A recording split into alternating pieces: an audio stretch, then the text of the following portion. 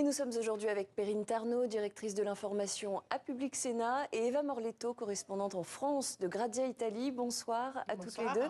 Ravie de vous retrouver sur le plateau du 64. Alors on va commencer, comme chaque semaine, par vos images politiques. Eva, quelle image avez-vous choisi cette semaine? Alors on est en pleine campagne européenne, donc j'ai choisi le débat entre Valérie Ayé et Jordan Bardella, qui a mis quand même en lumière quelques faiblesses de Jordan Bardella, qui est un peu le chouchou des sondages, avec 30% et plus, alors que Valérie Ayé est un peu boudée avec un petit 17%.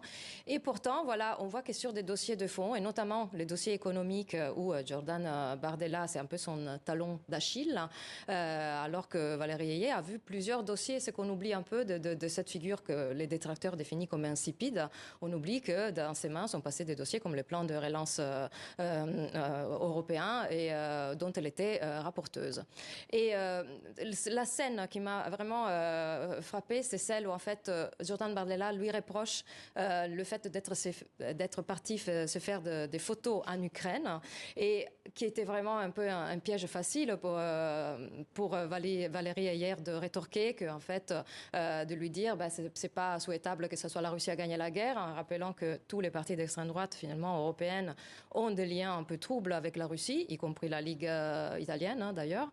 Et voilà, et du coup ça a mis en lumière cette faiblesse de Jordan Bardella, qui a rétorqué à son tour avec une fake news en disant que Valérie Ayé faisait partie donc de l'alliance démocrate des démocrates et des libéraux en Europe, alors que c'est pas vrai parce qu'elle fait partie de la Réunion Europe, juste une chose, et en disant que ce parti avait des liens avec des grandes entreprises, alors que c'est République en marche qui avait dénoncé ces liens avec les GAFA et avec les grandes entreprises. News, et effectivement, c'est sorti dans la presse. Alors, donc des faiblesses. On imagine que l'exercice était quand même assez délicat pour Valérie Ayé, c'était quand même un test.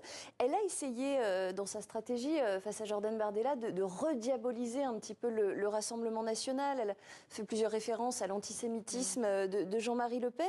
À l'époque du Front National, selon vous, Eva, cet angle d'attaque politique, est-ce qu'il fonctionne encore ? Alors, quand on voit la Bardella mania...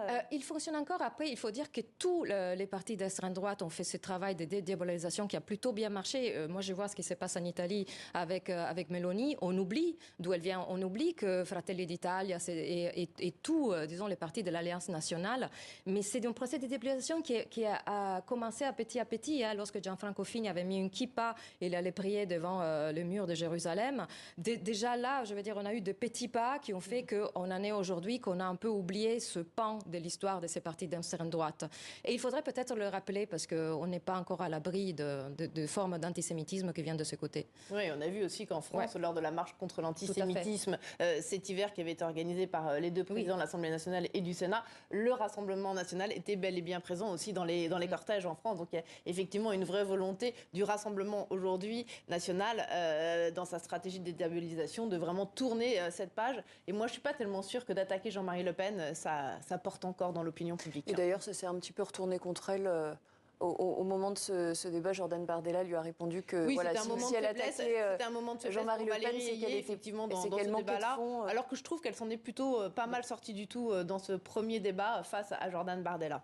Et alors vous, Perrine, pour votre image de la semaine, vous avez choisi le débat d'aujourd'hui, celui qui a réuni donc les principaux candidats français à ces européennes. Oui, effectivement, ça y est, Jordan Bardella rentre en fait vraiment dans le match des débats face aux autres têtes de liste des partis politiques pour ces européennes. C'est la première confrontation avec lui. Alors évidemment, tous les autres candidats l'ont attaqué, mais c'est une stratégie risquée pour les autres partis parce que ça l'a mis complètement au centre du jeu de ce débat-là et ça l'a d'autant plus mis en lumière. Alors on sait que là, pourtant, pour Jordan Bardella, on rentre dans une zone un tout petit peu plus risquée dans ce dernier mois de campagne des européennes. Surtout qu'il a évité jusqu'à présent Exactement. tous les débats. Voilà, il a le statut de grand favori et ce statut de favori, il est à la fois confortable mais risqué parce qu'il ne faut pas faire de faute de quart là dans les dernières semaines de campagne. Et puis je soulignerai que c'est la première fois finalement que le Rassemblement national est en position de favori dans une élection en France. Jusqu'à présent, il crée la surprise lors de certains scrutins, mais il n'a jamais été en tête des sondages, il n'a jamais été en position de favori. Donc on va voir si dans les 4-5 semaines qui nous restent, si le Rassemblement national arrive à gérer cette position de favori. En tout cas, on voit que la stratégie de Bardella, ça va être vraiment de favoriser la bipolarisation avec Renaissance, avec la majorité majorité présidentielle et de faire de ce scrutin un référendum anti-Macron. Alors justement, on va regarder tout de suite un petit extrait de ce débat de cet après-midi chez nos confrères de RTL et cette petite passe d'armes entre Raphaël Glucksmann de Place Publique, Parti Socialiste, et Jordan Bardella. On commente dans un instant.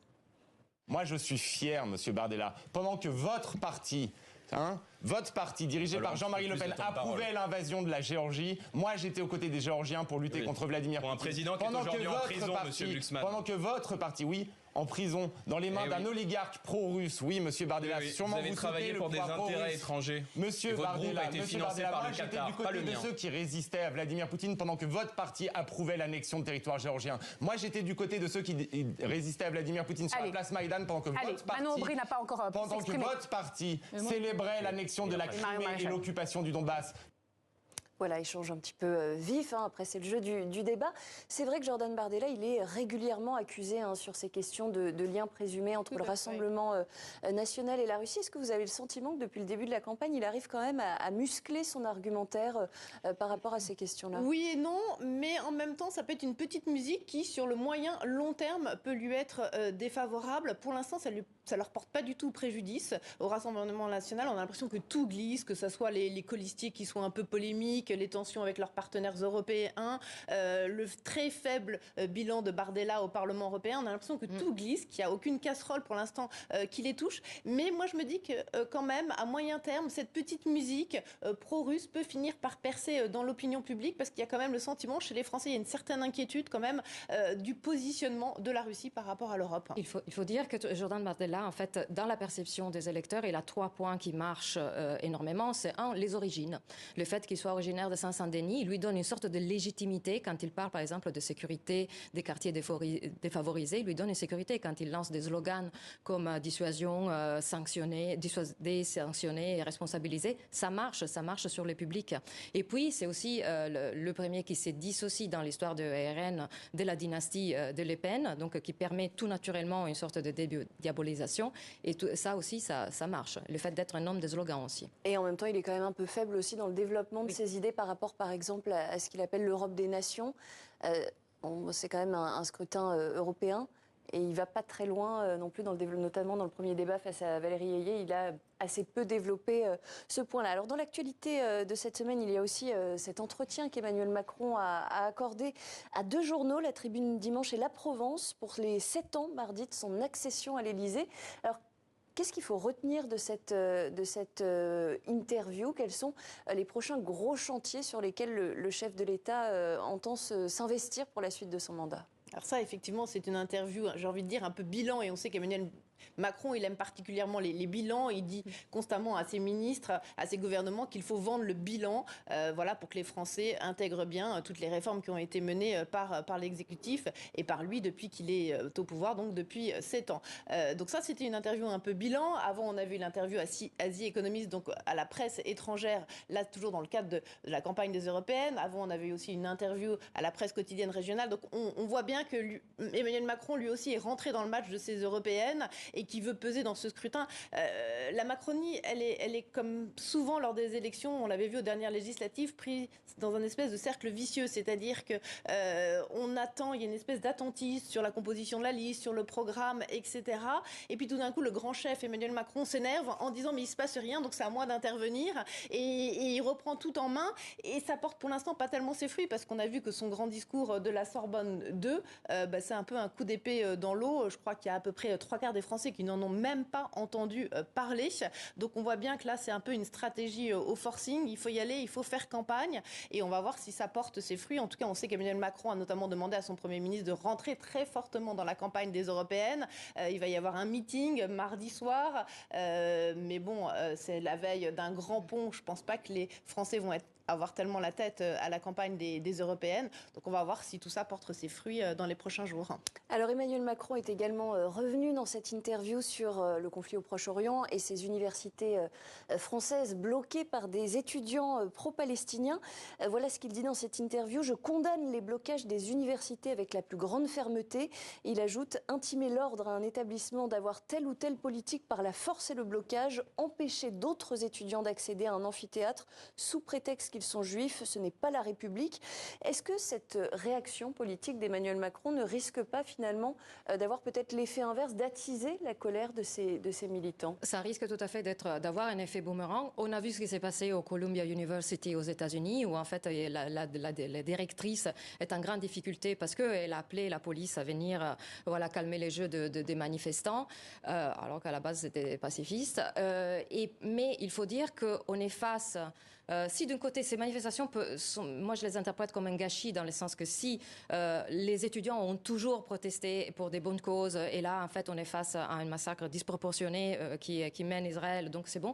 Mais c'est vrai qu'il y a des éléments de radicalisme dont il faut tenir compte et je pense que c'est juste que le président en tient compte. Je veux dire, quand on voit des étudiants présenter des mains ensanglantées qui rappellent le massacre de Ramallah de deux soldats israéliens lynchés par la foule, bien évidemment, ça fait réfléchir. Quand on ne nomme jamais aussi les victimes du 7 octobre, pendant ces rassemblements, il n'y a jamais eu un mot pour un étudiant qui est mort, Omri Ram, qui est mort pendant le massacre du 7 octobre. Je pense que c'était au concert de Tribe Nova. Il n'y a pas eu un seul mot pour évoquer cela. Quand on voit ce qu'ils disent les étudiants juifs sur le fait que quelqu'un a été empêché de rentrer à Sciences Po, effectivement, c'est aussi le devoir d'un chef de l'État d'intervenir dans ce contexte. Perrine, vous partagez cette analyse? Oui, et en même temps, c'est une position, je dirais, peut-être un petit peu électorale aussi de la part d'Emmanuel Macron, parce qu'on sait bien qu'il y a une très forte demande dans le pays de la part des Français d'ordre, d'autorité. Et Emmanuel Macron, en prononçant cette phrase dans cette interview, répond à cette demande d'ordre et d'autorité. Il y a un autre chiffre aussi qui est préoccupant aujourd'hui et qui est publié par Le Parisien, c'est la vague quand même d'antisémitisme en France. Il y a une étude qui vient d'être conduite par l'IFOP et la Fondapol qui montre que 35% des moins de 25 ans trouvent légitime de s'attaquer aux Juifs du fait de ce qui se passe aujourd'hui en Israël et de la politique menée par le gouvernement de Netanyahou. Donc là, on est quand même dans un saut générationnel de progression très forte de l'antisémitisme. Et je pense que c'est un chiffre que le gouvernement, l'exécutif a en tête à la veille des assises contre l'antisémitisme qui vont être organisées par Paris. Et demain soir, il y a aussi à Paris le dîner annuel du CRIF. Le dîner annuel du CRIF et également, il revient Emmanuel Macron dans cette interview sur les questions diplomatiques, la visite du président chinois en France qui est arrivée cet après-midi. Emmanuel Macron a cette phrase dans la tribune dimanche, il dit « C'est le rôle de la France et de l'Europe d'être la puissance d'équilibre qui permet de réengager la Chine dans la discussion internationale ». Est-ce que vraiment la Chine a besoin de la France pour avoir sa place sur la scène internationale? Est-ce que c'est pas un peu prétentieux, un peu arrogant de la part d'Emmanuel Macron de prononcer ce type de phrase? Mais peut-être, mais ce qui est important, c'est qu'effectivement, l'Europe, là, il y a plusieurs enjeux. L'enjeu diplomatique, l'enjeu économique dans cette visite d'État. Et en ce qui concerne l'enjeu, diplomatique, aujourd'hui, on a surtout besoin de la Chine pour faire un rôle de médiateur avec la Russie, pour reporter la Russie, comme l'avait déjà dit Macron, à la raison. Donc on a ça. D'ailleurs, il y a une gêne diplomatique, c'est la question des Ouïghours. Donc je pense que Xi Jinping et Macron ne vont pas parler pour pas aggraver les problématiques déjà existantes. Mais il y a surtout un gros enjeu économique dont il faut tenir compte.